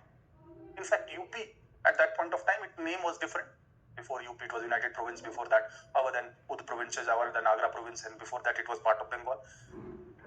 So those are historical parts. But that region, if you talk about, Khan Bahadur Khan in Bareilly, Begum Hazrat Mahal in Lucknow, Nana Sahib in Pittur near Kanpur, because Peshwa's pensions were discontinued. Jhansi ki Rani in Jhansi, that is southern part. I discussed the Lalitpur Jhansi region of UP. Then Bakht Khan from Meerut, and Faizatullah Faizabad. So we will see that 1857 revolt, UP was at the heart of this revolt, Sepoy revolt. So definitely that historical perspective is there, that was inculcated in the society. There was historical roots of that against a revolt, or not accepting the submission. Some people proudly say that we people of UP are being feared by others. So anyway, so with Mangal Pandey or with other names that I talked about, historical region. After 1857 revolt, this region was systematically discriminated. They were declared as non-martial race. They were not recruited in army and armed forces by Britishers. They were discriminated because they participated in the revolt, and this caused backwardness, neglect, sense of injustice, and discontentment and anger, which lead to enmity within the society as well. All things are interrelated. So 1858, Royal Darbar at Allahabad, UP again, Royal Darbar. The message of Queen was read, asking princely states to come back and to pacify them. So Royal Darbar at Allahabad was there. So British days history was also a reason. During Mughals, the population-wise there was discrimination. Jajia was there, and segregated population, mostly Muslims living in urban areas near the sources of water, and most of the other Hindu population in remote, far-flung and rural areas. So segregated population is also another reason for acute law and order problem, communalism, casteism in UP. So there are other historical reasons also for sense of injustice was there. Then pattern of land distribution. Land reforms after independence did not succeed that much because of personal cultivation land provision. Personal cultivation land. Personal cultivation land could be protected. And this is the reason why we see landlordism in UP continued, feudalism in eastern UP continued. It was part of historically Jamindari settlement. And you will find more hierarchy in eastern UP and more egalitarianism in western UP. So the reasons are different. Demographic composition I have discussed. The role of Mughal polity, the role of Jajia, the role of East India Company, the role of 1857 revolt, the role of subsequent developments. Like in UP, there was UP Kisan Sabha or Awadh Kisan Sabha. You might have heard about Gauri Shankar Mishra, Indra Narayan Dwivedi, Baba Ramchandra, and later Nehru also joined. 1920 Awadh Kisan Sabha. So definitely farming issues were dominant in UP that were causing discontentment. Even Swami Sahajanand, who formed All India Kisan Sabha, worked in eastern UP and Bihar. So historical reasons are there, which led to identity politics, which led to parochialism, narrowness, enmity, more indiscipline, lack of harmony in society. This is one of the historical reasons for this. You will be seeing Chauri Chaura, 1922. 22 policemen were killed in Gorakhpur. So people dared to attack police station. This did not happen in South India, or sparingly happened. During 1942 Quit India movement also, we see parallel government in Balia led by Chitu Pandey. Aerial bombardment was done in Balia region near Balia to suppress the revolt. So these historical developments, events, processes, and examples demonstrate that how historical reasons shaped and caused law and order problem. But historical reason is one of the problem. One of the reasons, geographical reason. In geographical reason, one is size, another is location. So size-wise it is used, population-wise it is used. Size-wise means it is fourth largest in terms of size, geographical size, but population density is used. Location, it is landlocked. So landlocked states having more poverty, lack of growth, and mostly having more deprivation, sense of injustice, and discord in society or enmity in society. But let me tell you that poverty is not the reason for only law and order problem, because the poverty is more acute in Uttarakhand region than UP. But in Uttarakhand, you will see more harmony, brotherhood, egalitarianism, less inequality, less feudalism, even more democratic family structure. In plains, you will see more authoritarian family structure, more inequality, more atrocity against women. So UP is having large number of vulnerable sections, like women, like Dalits, like minorities, like poors, coupled with inequality, coupled with historical feudal legacy, coupled with British legacy, coupled with geography, location, landlocked, and the neighboring states. Neighboring states have also the role, because many times doing crime in UP, going to Delhi or going to other states like Rajasthan, Haryana, Bihar. So this is geographical reason also, and according to political scientist Montesquieu, who although gave the separation of power principle, but also he said that in tropical region, the political culture or society is having more discontentment and people are more short-tempered. This is also told by Faiyan, Chinese traveler, that Indians are short-tempered, means mostly North Indians, or because of hot climatic condition, while people of West are cool-minded. So this is also the reason that you will see that more progressive society, liberal society in Goa, coastal Maharashtra, Karnataka, coastal Kerala or Tamil Nadu, in comparison to landlocked regions of the India. Because in coastal areas, more influx of others, more cosmopolitan culture, more adjustment, and lack of cooperative feeling in Maharashtra and Gujarat. If you compare, more natural calamities are there. So to deal with those natural calamities, people will have to maintain togetherness. So we'll see cooperative feelings are stronger in states like Gujarat and Maharashtra, while in UP, which was having relatively surplus and water and rivers and fertile land, ample production, but at the same time,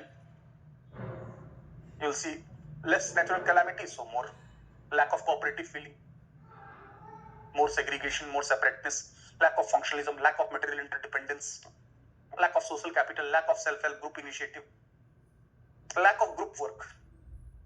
So this is another geographical reason, and it is also part of the Maru states. Third reason why UP is having acute law and order problem is social problems. Social problems. In society, large number of vulnerable sections are there.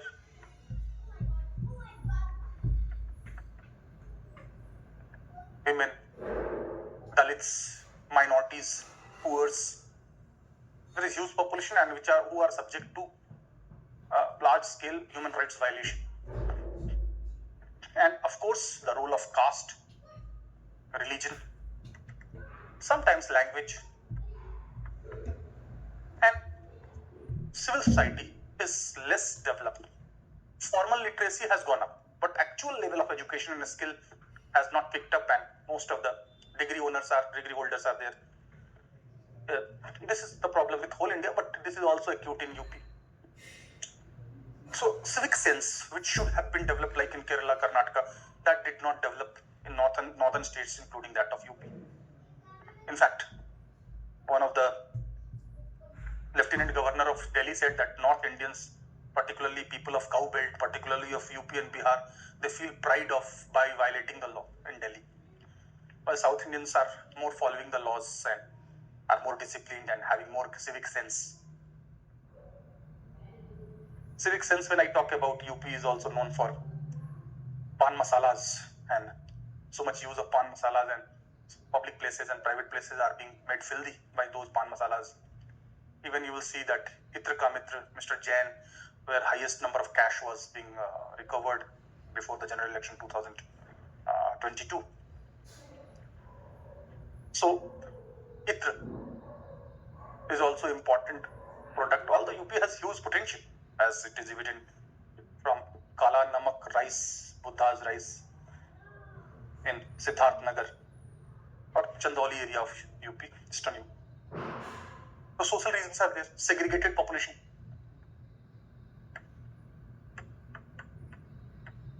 Lack of cosmopolitan, segregated population, like you will see that villages of Thakurs, villages of Brahmins, villages of Yadavs, villages of Jats, they're segregated. There's no intermixing, and there is lack of interdependence, and there is more enmity, mistrust. This is partly historical, partly in modern times also this continued.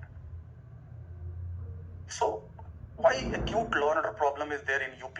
There are so many reasons. Historical reasons, there are geographical reasons, there are social reasons. In social reasons, I have discussed diversity is huge and thick. Huge diversity. Huge and thick diversity. People of all faith, all religions, all kinds are there. So India does not believe in that the diversity is weakness. In fact, we believe proudly in unity through diversity and unity in diversity and multiculturalism and glorious mosaic model, and we do believe in that. But at the same time, thick diversity always causes problem. Although one of the good thing in India is that we have multiple identities, so they are balancing each other. Caste identity, religious identity, linguistic identity, race identity, regions identity. So they are being more moderating and balancing our identities. But wherever there is singular identity, like Negroids or Christians, Muslim, or only Hindus, no caste, then there is more intense problem there. Now, social reasons are also there.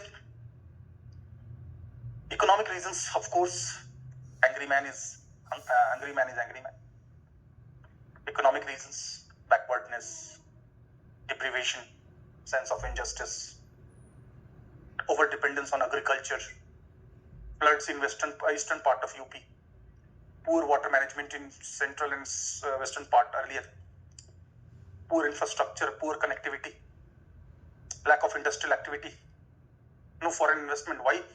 There was Investor Summit in 2023, and Chief Minister Yogi claimed that we will expect more investment than our GDP. Means more than 20 lakh crores and finally 33 lakh crore investments were being finalized. Because first and foremost prerequisite condition for investment is secure, safe and sound law and order system. Because no investor will come if their employees, their production, their products, their places, their infrastructure are not safe. So that guarantee is provided by the present government to the investors, investor-friendly climate and ease of doing business. And Sarthi, investor Sarthi is there. Mitra, investor Mitra is there. So many portals, so many initiatives. Bottlenecks have been cleared. Two, as Yogi claimed that Samsung factory was about to wind up in Noida, but finally he assured, and then at the presence of Prime Minister and South Korean Prime Minister, there was largest mobile factory of Samsung in Noida could be possible. So assuring all investors, domestic or foreign investors, giving them attractive destination for investment. So economic reasons are also there. Most of the administrators who have worked in UP and they have worked at the highest level for policy making, they realize that UP is over much dependent upon agriculture. Unless there is industrialization, unless there is modernization, unless there are investments, unless there is law and order problem is addressed, investments will not be staying there, manufacturing would not be boosted. So Nivesh Sarthi scheme or investor summit is there, or connectivity is there in the language of Prime Minister Modi. UP is now to become Uttam Pradesh. Although every party claimed that we will make Uttar Pradesh Uttam Pradesh. But he renamed UP as UP is a state of expressways, highways, investment, connectivity. So economic reasons are always there. In economic reasons, agriculture, industries, infrastructure, investments, all things will come. Deprivation, poor investment, Bimaru state earlier. There are social, economic, political, administrative reasons are also important. Administrative. Unfortunately, in UP or in other states, even when Congress had majority on its own and Congress system was there, at center there was consistency and continuity. Jawaharlal Nehru continued from 47 to 64. Then Indira Gandhi continued from 66 onwards. But in states, such continuity was not there. Unfortunately, I don't have any party biasness, but this is the fact that chief ministers of UP were changed frequently. So time for performance was not given, like Govind Ballabhan could not complete his tenure, 50 to 54. This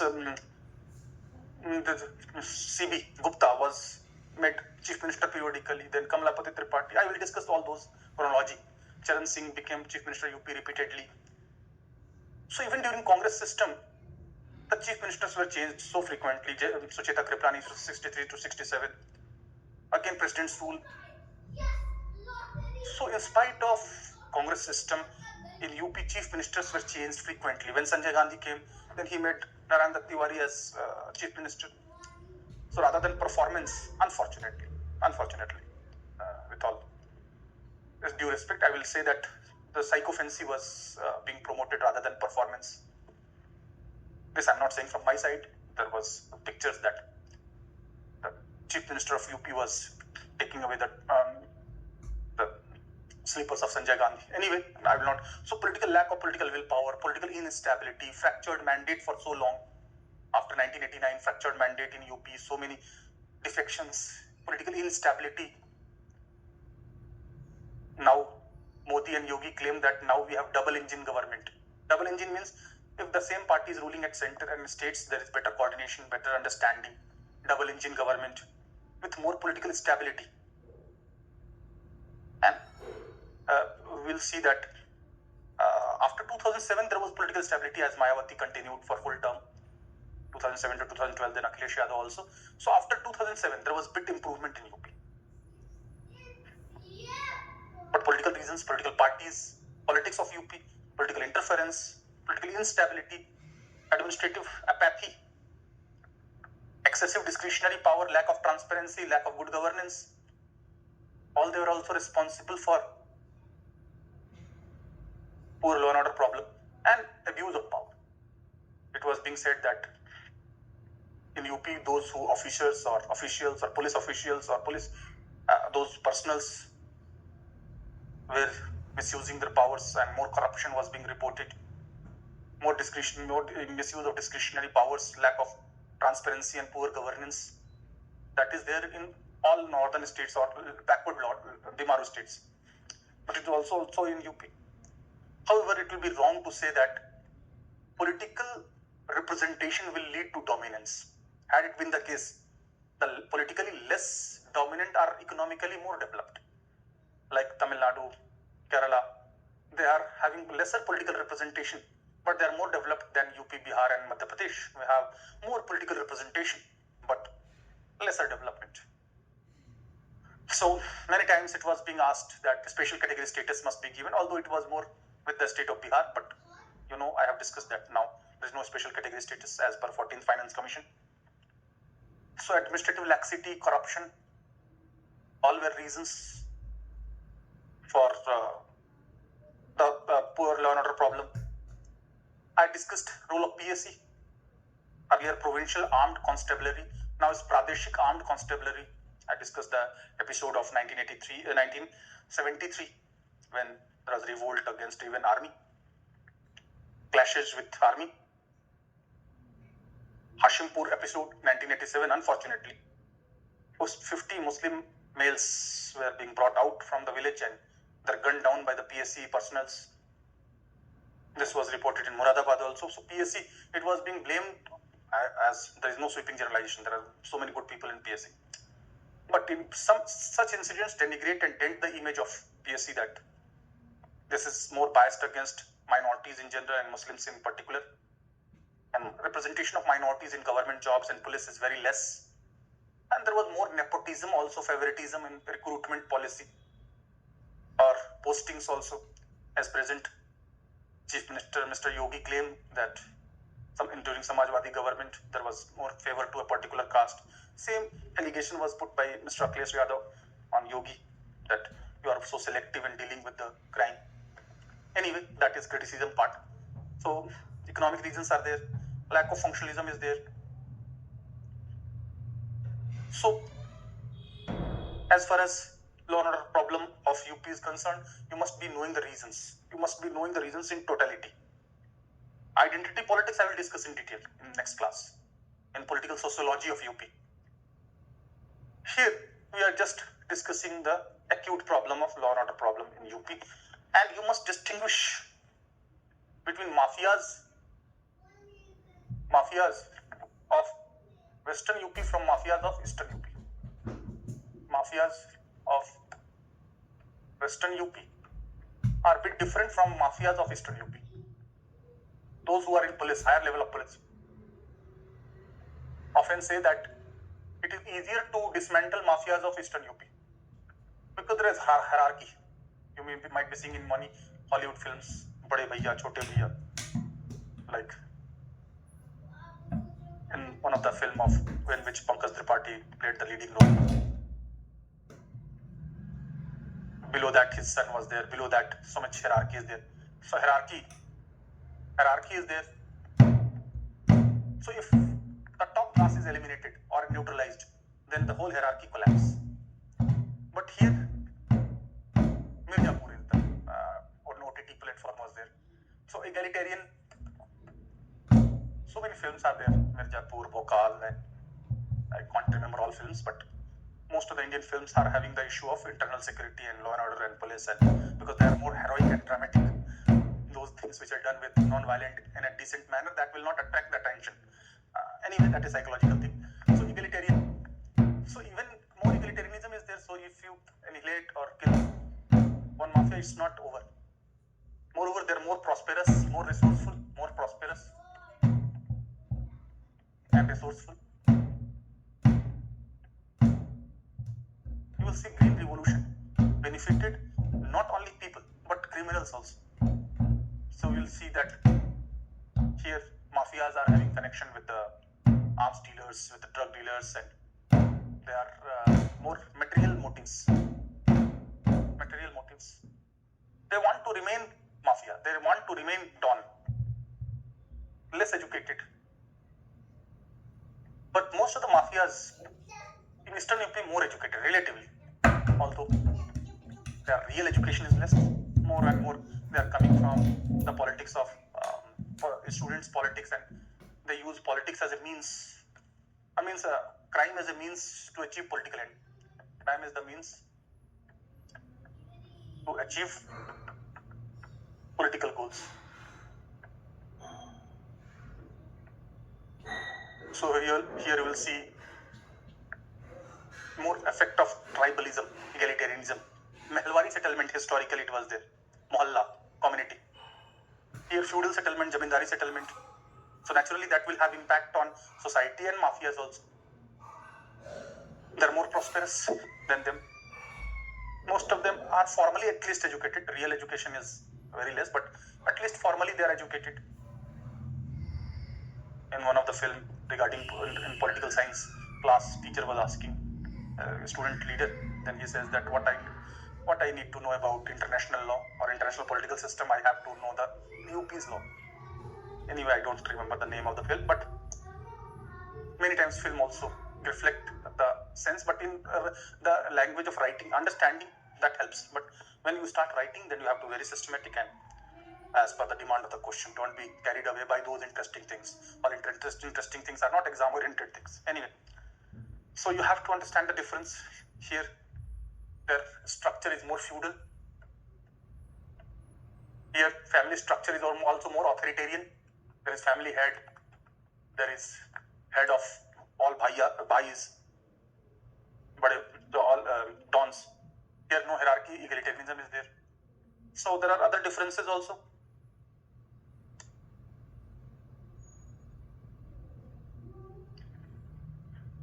That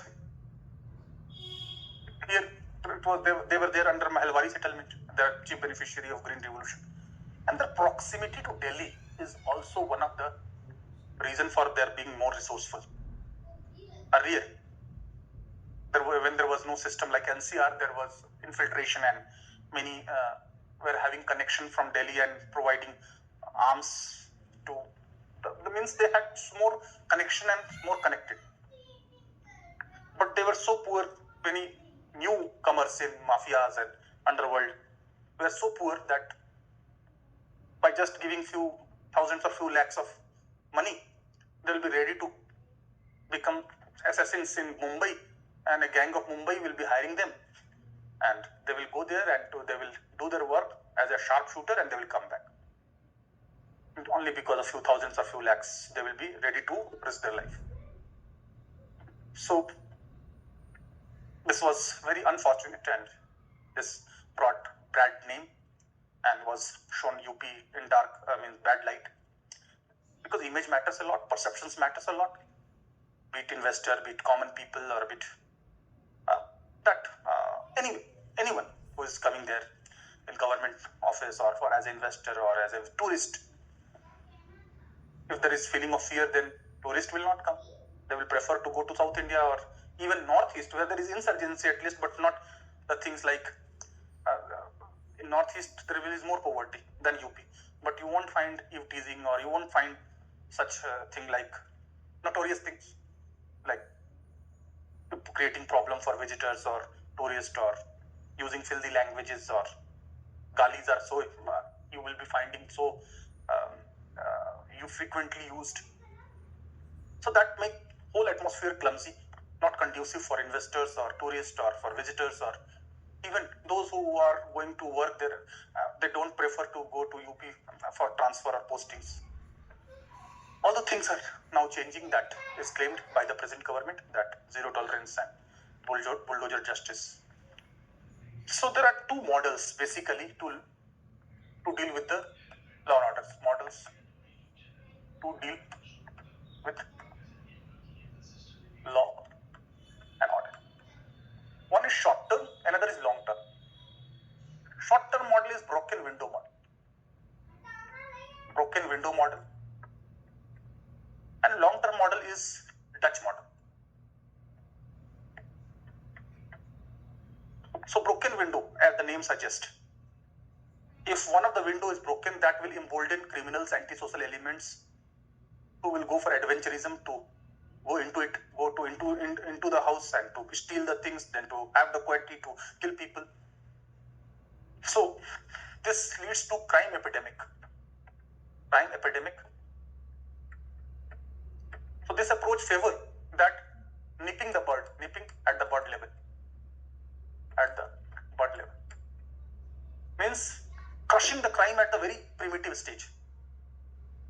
This broken window, if one window is broken, that will have cascading effect, chain effect. They will further embolden the criminals, antisocial elements, and they will go for more and more. That home will become more vulnerable. So this is a short-term approach to annihilate and neutralize the criminals at the very initial stage. Because unless you annihilate the criminals at the very initial stage, they will not be dismantled. So this model was given by James Wilson in 1982. This model says defeat and dismantle, annihilate, end, and not to allow to have any cascading effect or chain effect or emboldening criminals. This approach is followed by the present UP government with bulldozer justice,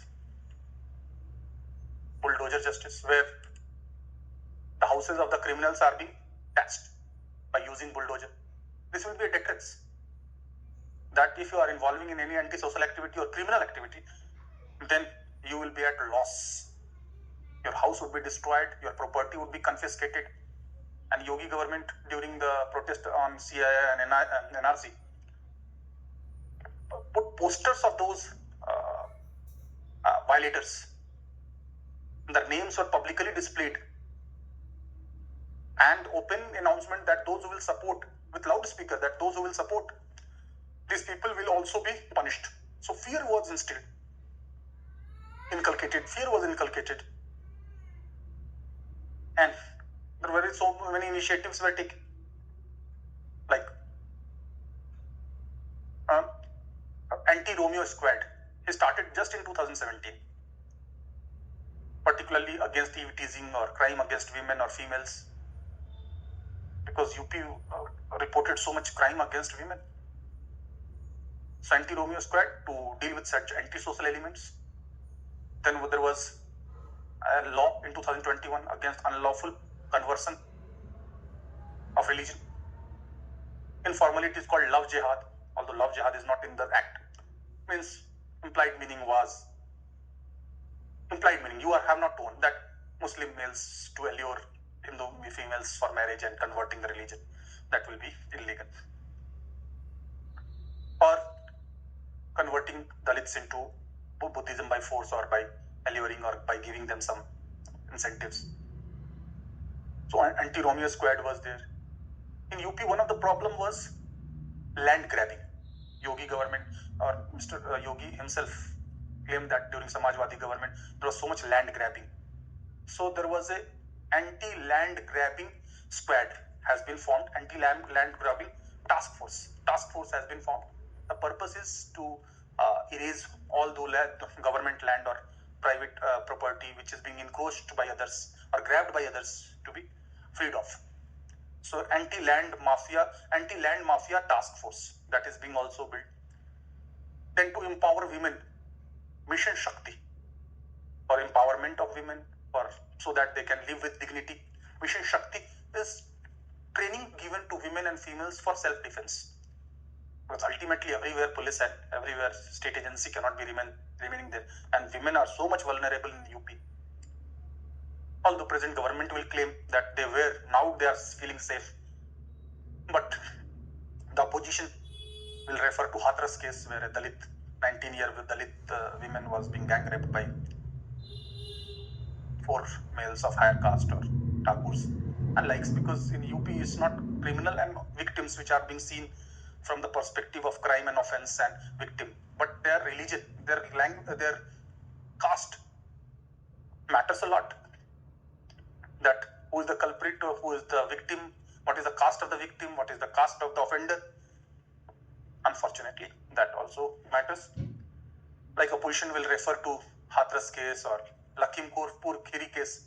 Lakhimpur Kheri, Minister of Home, Minister of State, Home Affairs, Ajay Mishra Teni, and his son Ashish Teni. Ashish Teni, his son was being charge sheeted for overturning or using vehicles to stampede or to overturn or to kill the farmers and others. Although some BJP workers also got killed in that process. And there was charge that there is undue political interference and pressure. Although ADJ, Mr. Prashant Kumar, has denied that there is no such political pressure. So both sides are there. Criticisms are there on Hathras case, on Amit Gupta case, that a businessman from Kanpur went to Gorakhpur and police was on inspection and there was a panic, and in that process he was beaten and he was killed. Because whenever there is panic, the chances of mistakes are being more. Similarly, one very unfortunate incident in Lucknow, the capital of UP, took place, that Mr. Vivek Tiwari, who was working as executive in Apple company, and on warning he did not stop. On that, the constable opened fire and he died. Although compensation was given and job was given to the deceased family, deceased person, but ultimately these incidents, even though they are sporadic, they create bad name and image. On one hand, police personnel may claim that the person was running away, so he suspected that he may be terrorist or anti-social element. So there can be arguments and a number of arguments, political. So we have not to write the question in a lopsided manner. Yogi government has brought also laws for protection of public and private property. Those who will damage the public property or private property must pay. Compensation would be taken from them. Their property would be attached and confiscated. Their names would be posted in posters. There are so many laws against. There are also laws to end all illegal bus stops and encroachments, which were hub of antisocial activity, criminal activity also. There was also law to ban illegal slaughterhouses, although that has ill affected the tannery industry of Agra and Kanpur a lot. But illegal slaughtering of animals, there are laws for Govardhan protection, means anti-Govardhan protection against the Govardhan. Govardhan means cow slaughtering. So these are the new laws which have been brought. Gangster Act on NSA, UAPA, they are already there, they have been applied. In many cases, section 124A was also applied, but sedition, the extreme, the highest, the British legacy. Many people of civil society claim that this law is obsolete and outdated, so it should be done away with. Even Bal Gangadhar Tilak, during British time, it could not be proved against many. Conviction rate is very less. So, broken window model, nipping at the bud level, harsh short-term measures to be taken, dealing with the crime in an informal manner, that also involves encounters, that also involves judicial killing, extrajudicial killing, that also involves harsh step, bulldozer justice, bulldozer Baba in UP now it's called. But this is not sustainable model, because this will give ample power to police and that can be potentially misused. And in most of the parts of the world, this cannot be sustained for so long. This is a short-term measure. Long-term measure is Dutch model, which is people-centric. People-centric, proactive, than reactive. Means not to respond when the problem comes, but to remain proactive, to remain vigilant, to have mitigation, to have prevention. Because it is always said that cost of prevention and mitigation and preparedness is far more less than cost of respond, rehabilitation and reconstruction. So this model is always appreciated. Dutch model is always to be appreciated. There they will find that in Dutch model, there is always this is being followed in civil society, and this is must for civil society. And this is based on IEC approach, information, education, and communication approach. Information, education, and communication. Intelligence agencies are there, information to the people, use of technology, e-governance, educating people about the benefits of civil society, about the benefits of investment, about the benefits of the stakeholders' approach in law and order system. Police alone cannot be successful without support of civil society. So UP's police slogan is Suraksha Aapki Sankalp Hamara. Means your security, our resolve. Sankalp, not ordinary commitment, but Sankalp means resolve. So this is how these model, IEC model, Cyber Dome project of Kerala Police is the example of this. And this is more community centric. This is more long term. This is more followed in developed societies. For short term, chemotherapy, here you can do this. For short term, addressing the problem in a short term level, this can be done, but for long term, this model is desirable. So as far as UP is concerned, at present, admixture of both are to be followed. And this is being debated, because here there is ample discretionary power and chances of misuse of power. An instant result is also there here. This is based on the presumption that criminals will take the advantage of loopholes of the laws. They will twist the laws. They will prolong the cases, and many times political interference and change of government, in fact, also leads to the problem and lighter approach. Like I will discuss how in UP, during Kalyan Singh government and Mulayam Singh government, there were cases of nakal. Nakal means cheating in exam, was also an electoral issue. So many times these problems create law and order problem also. And now cyber crimes are on the rise. Cyber attack, cyber crime, cyber frauds. So UP Police is going for initiative for IT cells, more trained personnel in police to deal with IT crimes.